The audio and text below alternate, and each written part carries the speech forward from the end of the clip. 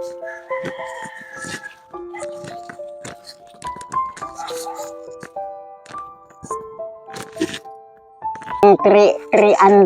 o 3,000 ng tatlong buwan. Yun na nakakasukuan sa amin dahil pag nagdating yun, nagbibililing akong kalating kaban. Muli. Isang mapagpalang araw mga kalingap, mga kababayan, at ayun, may pupuntahan tayo na or may babalikan tayo doon na sila Nanay Filipa na kanyang kasama ang kanyang anak na si Ate Jocelyn. So maraming salamat po, Ma'am Bertos Woman, at sa lahat po na nagiging kaagapay katuwang natin dito sa paglingap sa Donsol. And let's go.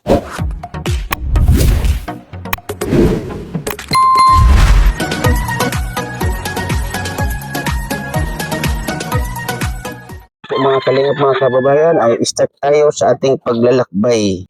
Dala tayong prutas, tatlong apple, at bumili po ako ng kalahating ano yan, yung ubas, at 5 kilos of rice from Ma'am Bertos Woman and Ate Inday PB.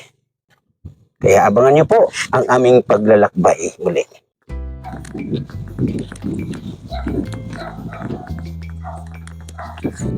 So nung nakaraan naman po, yung unang punta natin dito ay hindi ko naman po nakunan yung papunta, kasi hindi ko nga alam or hindi pa naman tayo sure. So ngayon, sure na tayo, kaya ito, pero hindi na natin siguro ipupul,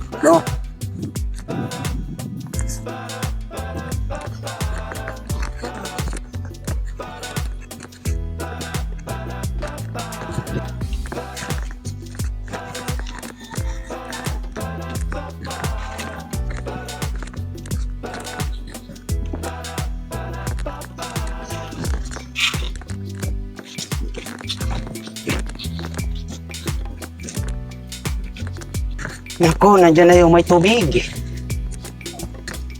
Nakasapatos pa naman si ako. Oh, grabe naman.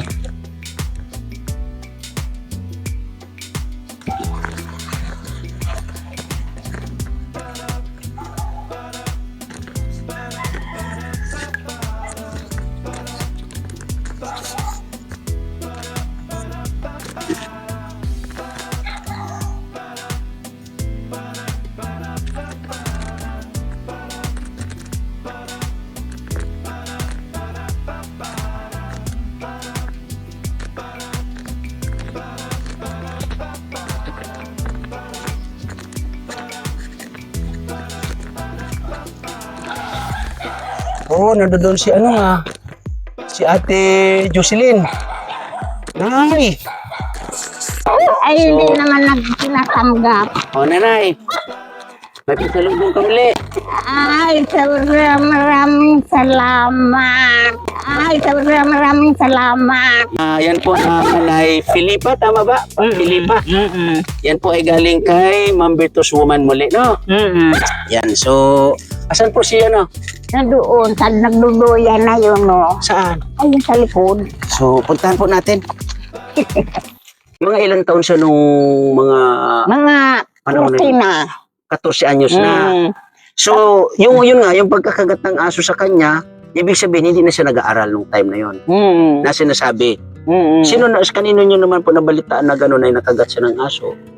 Yung kapatid, kasi nag-aaral sila sunod-sunod, dinampot daw yung tupa na may sakit yata.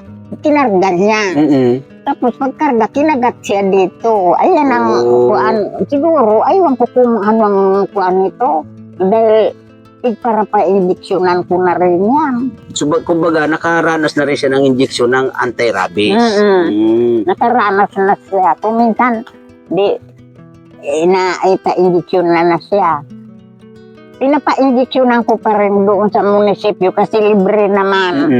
O yun, siguro mga tatlo yan na injeksyonan. Okay. So, kain ka uli. Kain ka na, huwag ka maiyak. Kumakain siya, nanay, O kumakain siya, halimbawa, hindi masarap ang pagkain, hindi siya kumakain. Hindi siya Gusto kumakain. niya yung masarap din. Oh, Tapos kung halimbawa, nag-uulam siyang masarap-sarap, hindi na kumakain kanin, puro na pinapapak niya. Hindi. Sabi ko, yung ulam. sabi ko, ay naku, wala pa naman akong trabaho, dapat magtipid-tipid ka. Grabe naman. Pagkain ng nanay. Oo nga, kaya lang siyempre, kung wala kang bibili sa kinabukasan, Paano na lang ano? paano naman, wala dito nagbibigay, hindi ka tulad sa Maynila na may nagbibigay sa akin. Balik kayo ng Maynila, nay. Ay naku, hindi na, dahil matanda na, sabi ko, at saka kung nag-extra ako doon ng mga kapitbahay, manang, matanda ka na, dapat magpainga ka na. Yes, tama po, nanay. Sabi, may mga anak ka na siguro malalaki, bubuhayin ka na dahil pinalaki mo na sila. Sabi ng amo ko, naiya din ako. Pero ang problema nga, nanay, ganun din, mahirap din ang sitwasyon ng mga Mm. anak mo. Kaya sabi ko, uwi na lang ako sa probinsya dahil dito ako inanak. Dito ako, mabuti may lupa yung kapatid ko ito. Dito ako pinatira. Yun nga lang, oo nga, sa kapatid mo to, pero hindi naman talagang as in sa'yo. Hindi. Ang nagmamayari, kapatid mo. Ang So, ibig sabihin, nanay, wala kang pag-aari na talaga wala. na lupa o luti man lang. Wala na talaga. Wala. Binirinta na. May mga lupa kami diyan sa bayan. Nung buhay pang mga magulang namin, tigparabinta. Ayun lang. Kaya sabi ko, kung alam ko kako, kasi siyempre, nung bata pa kami, hindi naman alam namin na mag-iirap kami. Ngayon na lamang kung Okay. kung alam ko ka kung ibibinta yan, hindi ako papayag. Kasi siyempre, wala na kami matirahan. Ay nga, ngayon nga, nung nabinta na ng nanay ko, wala na kami matirahan ng bahay. Katulad ngayon. Wala na. Sabi ko, wala naman magawa dahil siyempre, magulang mo yun, hindi mo alam na bininta. Buti na lang, nanay, yung may-ari nitong lupa na to ay kapatid mo. Paano na lang kung ibang tao? Kung wala yung kapatid ko, ay wala kaming titirahan. Yun lang. Diba? Makitira kami kung saan-saan dyan na Kung saan sa ang gilid kaya na lang. lang, wala naman papayag na magpatira sa amin dahil siyempre matanda na ako, hindi man ako makaalaga ng manyong. So, yun lang. Yung Diba? lang. Ano naman yung magiging tulong mo sa alagaan mo? O, di ba? Tapos, may mga kamag-anak din ako dyan, magagandang buhay. Parang ang tingin sa'yo, matapobre. Yun Hindi lang. ka man pinapansin. Papakainin ka lang, pero hindi ka naman bigyan man lang upang kape mo man lang. Wala. Iba na talagang Panahon ngayon. panahon ngayon. Pag may pera na, kasi ang may kamag-anak ako, ang mga anak niya, mga profesional. Ang tatay nung kapatid ng nanay ko. Pag nagpupunta ako, papakainin lang ako, pero ngayon tulungan ka mo, pangbigas mo. Wala, sabi ko, mahirap pala ka ako ang walang pera. Hindi ka nakapag-aral, hindi ka natutulungan. Yun lang. Yun ang mahirap, nanay. Kaya sabi ko, ang kailangan, nanay, magsumikap. kaya nga, Paano pa? sabi ko, kung minsan hindi na ako nagparapunta dahil wala ka naman mangyayari, wala man tulong. Nagditiis na lang ako sa pag-iirap dahil siyempre, ang alangan magalit ka doon na ganun sila mapira. O, di ba? Kaya, gano'n na lang. So, yun nga, nanay, yung bahay dyan, ay medyo nakita namin ang hindi, yung sitwasyon, no? Kaya, dasal tayo, nanay, na may makatulong dyan sa bahay ninyo na may paayos pa ng mas maayos. Kasi si Ate Jocelyn nga ay iniisip din natin na sana mga kalingap, mga kababayan ay yun nga, mapatsik natin itong dalagang ito. Ilan taon na po, nanay, si Ate Jocelyn? Mga 30 na. Magti-30 years na. So, kailan yung birthday niya, nanay? Kailan ang birthday niya? Nag-birthday na siya kahapon, 26, January 26. January 26. Yun ang birthday niya. Ang sabi ko, Nagsindi na lang akong kandila Para sa birthday para niya. sa birthday niya. Sabi ko, birthday mo pala, nagsindi ako. Pero nung sa Maynila kami, pag birthday niya, inaanda-andaan ko man kasi may pera ko.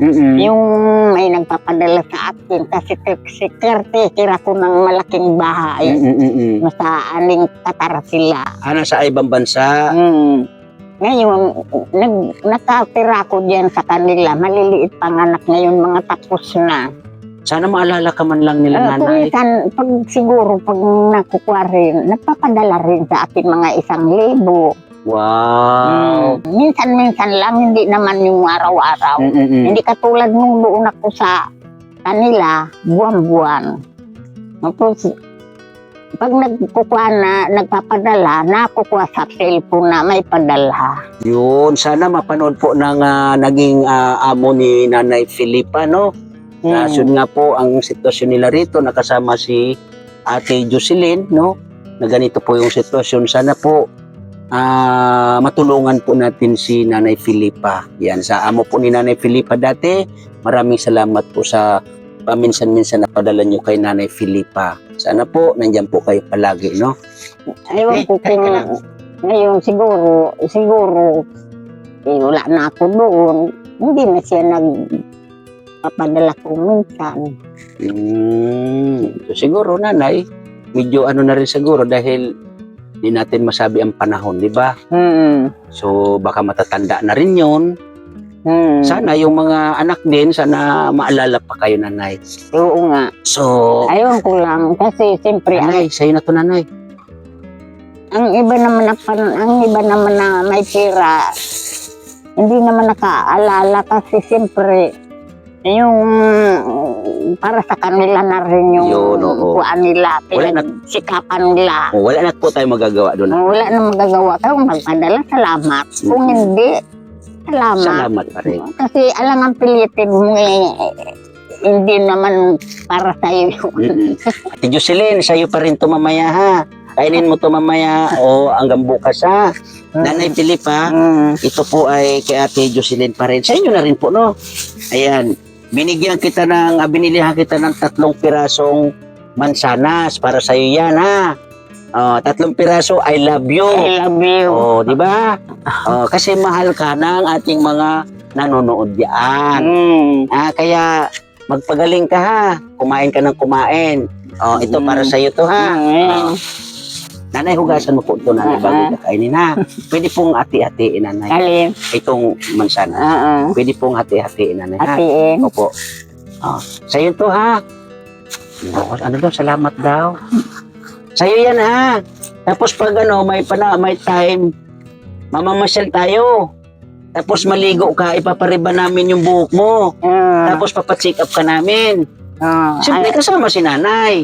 Good. Ayaw mo yun? Oo. Makakapanood ka dun sa ibang lugar, makakapunta ka sa ibang lugar. Oo. Okay sa'yo? Na magpasyal-pasyal tayo? Ano, magpasyal-pasyal ka. Magiging dalaga ka ng muli. Okay sa'yo? Kainin mo to, ha? Mamaya, ha? So, Nanay Filipa, bago po yung kainin ninyo, hugasan po muna. Ano? Pwede naman po yan hanggang bukas o hanggang sa isang araw. Pero yung hindi naman ito niya makukuha. Puro kaunti. Binigyan din ako nito nung pinsan ko. Nung Pasko. Ang tagal niya maubos ng isang malaking sana. Ano naman po yung kasi nanay, kung malaki naman yan po, hatiin po ninyo. Yung pwedeng hati kayo, magkwentuhan kayo habang kumakain. Kung malapit lang ako dito, nanay, pupunta-puntahan ko kayo dito, magkukwento-kwentuhan kami ni Ate Jocelyn. Para Di ba? Pero naman maano yung kanyang mga nakaugalian dati, na kumbaga maibalik natin ng paunti-unti. So yun po yung ating gagawin kay Ate Jocelyn. pag halimbawa nakagat ng aso, nagkakakuan talaga yun. Hindi po natin masabi, nanay, kasi mayroon dyan na minsan may ganon, kapag nagiging dahilan, sanhi, sa mga ganyan kasi, lalo-lalo na dito sa atin sa probinsya, ay talagang yung ating mga alagang hayop ay talagang matitindi yung rabies nila. Hindi katulad ng mga nasa Maynila na as in may mga injection yung mga hayop doon. Oo, may injection din. Pero meron din hindi pinapa-injection. Meron din naman. Pero yun nga dito sa atin po nanay kasi na-expose yung ating mga alagang hayop sa mga insekto, yung mga kung ano-ano dyan na like ahas, ganon, sawa, or basta mga kung ano-ano, nakikipag-away sila. Ngayon, pag nakagat sila, nagkakaroon din sila ng, kumbaga yung rabies noon ay naililipat sa kanila. Tumitindi rin po Kahit yung nga ano siguro nila. po sa may rabies. Yes po, nanay. Totoo po Kaya yan. sabi ko, Kaya ito kay Ate Jocelyn ay di natin masabi, no? Pero dasal po tayo, Nanay Filipa, no, na marami pa po mga kalingap, mga kaibigan ang makatulong sa atin dito sa Lunsol. At yun nga, may mga ganito tayo na vlog, no? May mga ganito tayong vlog. Sana po, no, nandiyan po kayo para po matulungan natin yung mga ganitong sitwasyon, mga kalingap, mga kababayan, ano? So, pahiram po muna. Yan. So, Ate Jocelyn, okay ka lang? Okay lang ikaw? Happy ikaw? Happy? Okay lang ikaw? Okay ka lang? Ayan. Si Ate Jocelyn ay nakikipagkwentuhan na po sa atin, mga kalingap, mga kaibigan. O, di ba nakangiti siya? O, di ba smile? O, di ba? O, ganda ng smile niya. O, abay magdadalaga to. O, dalagang-dalaga na si Ate meron Jocelyn. yung picture dyan na nung hindi pa siya ganyan. Meron siyang picture. Mga ilang taon siya no, nanay? Kung ano, mga 15. Mga 15. So, sana makita natin, nanay. Ipakita ko. Sige po, nanay. Ayan, papakita po yung picture ni Ate Yung Jocelyn. picture na. Ayan, Ate Jocelyn, okay ka lang dyan, ha? Busog na ikaw? Busog ka? Marami ka nakain, ano? Yan. Kumiti si Ate Jocelyn, mga kalingap, mga kababayan. Minsan maligo ikaw, ha? Kasi pasyal tayo, ha? Okay lang sa'yo na maligo ikaw minsan para magpasyal-pasyal tayo? Tapos pag ipa-check up ka namin. Okay lang? Pa-check up ka namin? Ayaw. Grabe naman, ayaw talaga. So, sundan po natin si Nanay Filipa. Ito po yung kanilang pinag-uugasan, Ayan po, So, ito nga po ng mga kalingap, mga kababayan, yung ating sinasabi dito na bahay nila, yan, diba? Nakahilig po siya, Ayan, So, kapos pa yung, yung bubong. Kapos. Dapat ay, mag-aanggi po talaga yan dito, Ayan si Nanay Ito yung Filipa. 15 ano siya. Ito yung 15 years old siya. Ito yung 18 na siya, Maganda pala, Wow! Diba? 18 years old siya dito. Ayan, Yan po, 18 years old si